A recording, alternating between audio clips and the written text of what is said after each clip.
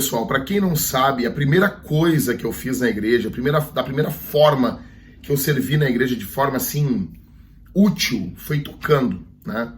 Vim para Jesus. Talvez um dia eu possa contar como que eu aprendi a tocar. Óbvio que eu tô enferrujado, né? Mas eu sempre servi nas igrejas que eu congreguei tocando, sempre. Tocando e pregando. Então, sou um guitarrista bem enferrujado. Tô com as minhas guitarras ali, eu tenho 2 guitarras ainda. Tô tentando vender uma. E tem esse violão aqui que eu uso ele nos cultos aqui em casa, nos cultos domésticos. E, cara, e o fato de pregar para homens, sempre falar para homens, muitos caras acabam não entendendo e parece que os homens, para alguns caras, não podem admirar arte, música, pinturas, dança. O cara fica como que um ogro, um ignorante, né? Sendo que quando nós vamos para a Bíblia, nós vemos que a arte ela está intimamente ligada com o Senhor. A própria construção ali do tabernáculo, ela foi um trabalho artístico. Davi era um artista. A pregação, ela é em si uma arte. Eu queria dizer para vocês, óbvio, né? Eu tô com minhas limitações aqui, eu não tenho tido tempo para estudar o instrumento, mas eu queria dizer para vocês o seguinte: nós precisamos de pregadores que toquem instrumentos. Precisamos disso, de homens que saibam tocar seus instrumentos. E deixa eu dizer para vocês, primeiro, quando eu olho para a Escritura, eu vejo Davi, um homem de guerra, um homem valente, sabendo tocar, né? Tanger é uma linguagem bem antiga, sabendo tocar bem o seu instrumento. Salmo 33:3, ele manda tocar bem, né? Depois, quando nós vamos ver ali o período que estoura a Reforma, nós olhamos, cara, e nós vemos ali o Lutero, provavelmente ele era músico, né?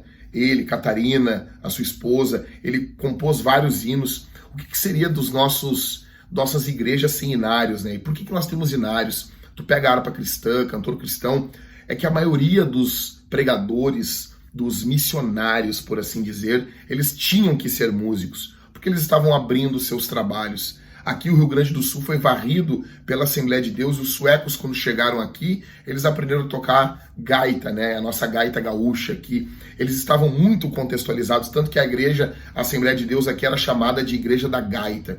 Aí vem uma segunda geração de pastores que não domina nenhum instrumento. Por quê? Porque passou a não precisar. Passou a ter outros caras que faziam isso. Mas com isso nós tivemos uma queda na qualidade musical, porque quem compunham, quem fazia, as pessoas que faziam os hinos, os louvores, eram teólogos, eram pastores. Mas quando esse ofício foi terceirizado, nós tivemos uma queda na qualidade musical.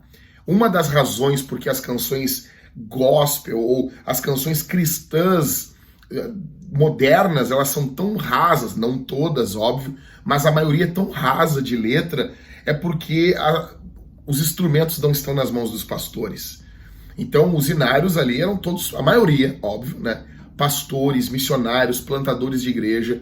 E deixa eu dizer uma coisa, o fato de tocar instrumento me ajudou muito na obra de Deus. Eu pude servir em muitos lugares, toquei em banda, gravei CD, isso tudo foi muito legal. Fui para São Paulo para masterizar o disco, foi muito legal.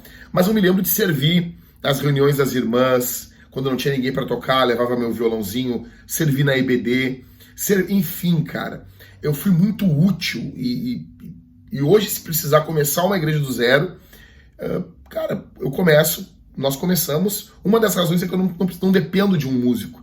Então a Vintage começou com a minha esposa e eu cantando, e eu tocando violão, tocando guitarra, na verdade, né?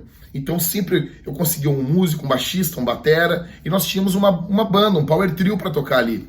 Só que hoje, muitos irmãos, muitos pregadores, eles querem apenas estudar teologia. Com isso, nós temos uma plantação de igreja fraca. Nós temos uma mente gigante, os caras que possuem aí uma mente, né, gigante, teologicamente falando, mas eles não têm essa pegada mais missional que os nossos missionários tinham, não apenas agora no período da Reforma. Então, o meu conselho para você é o seguinte: estude um instrumento, tá bom? Pegue um instrumento, um piano, um teclado, um violão, uma guitarra, um contrabaixo, uma bateria. Você quer ser um plantador de igreja? Você quer que o culto da sua casa tenha um louvor? Por exemplo, aqui em casa sempre tem instrumento no nosso culto caseiro. Porque antes de conhecer a Thalita, eu era solteiro, eu estava lá estudando instrumento. Então hoje tem como a minha filha cantar, tocar alguma coisa para ela brincar. Após o culto a gente sempre canta algumas musiquinhas com ela. Vai crescendo no ambiente musical, né? Isso é muito bom. E eu tenho muitas limitações como músico. Até nem gosto de ser chamado de músico, né? Mas sim tocar o básico do básico, né? Então eu diria para vocês, façam isso, se dediquem. Você quer casar? Seria muito bom você ter uma habilidade musical para você poder trabalhar com seus filhos, com a sua esposa. Isso é uma bênção, tá bom? Que nós possamos voltar aí nessa pegada missional mais antiga. Tá bom, pessoal? Vou ficando por aqui. Se você tem sido abençoado pelo meu trabalho, considere enviar uma oferta por intermédio de uma das contas aqui de baixo ou se tornar um mantenedor mensal pelo Apoia-se. Entra lá também no canal do Telegram, Pastor Jack /Clube da Luta. Se você é homem, nós estamos com um canal lá. Tem sido uma bênção, mais de 4.000 homens estão juntos buscando ao Senhor. E não se esqueça, lives diárias de terça a sexta no Instagram, o Estratégia de Guerra, né? E sábado às 10 da manhã. Falou?